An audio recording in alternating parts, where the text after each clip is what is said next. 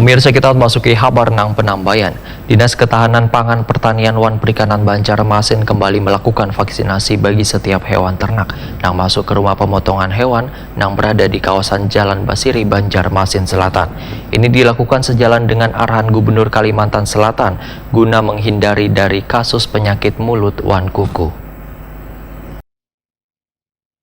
Dinas Ketahanan Pangan Pertanian wan Perikanan Banjarmasin kembali melakukan vaksinasi bagi setiap hewan ternak yang masuk ke rumah pemotongan hewan yang berada di kawasan Jalan Basiri, Banjarmasin Selatan. Ini dilakukan sejalan dengan arahan Gubernur Kalimantan Selatan terkait hewan ternak yang datang atau masuk ke Banua dari daerah yang berstatus zona kuning dari kasus penyakit mulut wan kuku, maka harus divaksinasi hingga menjalani proses isolasi hingga sepekan. Demikian dipedahkan Medik Veteriner DKP 3 Banjarmasin Dr. Hewan Anang Dewi Jatmiko, Wetakuni Prima TV tengah hari Jumat 17 Februari 2023. Menurut Anang Dewi Jatmiko, Banjarmasin masuk dalam wilayah zona hijau, maka setiap pasokan hewan ternak yang masuk ke RPH akan lebih dulu dilakukan pemeriksaan serta pemberian vaksinasi.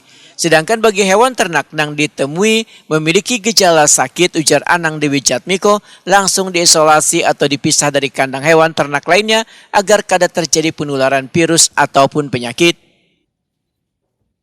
Buka lagi dengan SK Gubernur yang baru, jadi ternak-ternak yang dari daerah yang notabene yang pernah ada kasus ataupun zona kuning, zona hijau sudah bisa masuk ke wilayah Kalsel.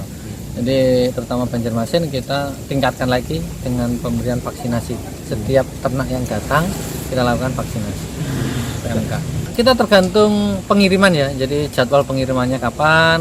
Kita melihat dari dokumen yang ada bahwa permintaan dari pelaku usaha itu kapan mau mendatangkan ternaknya.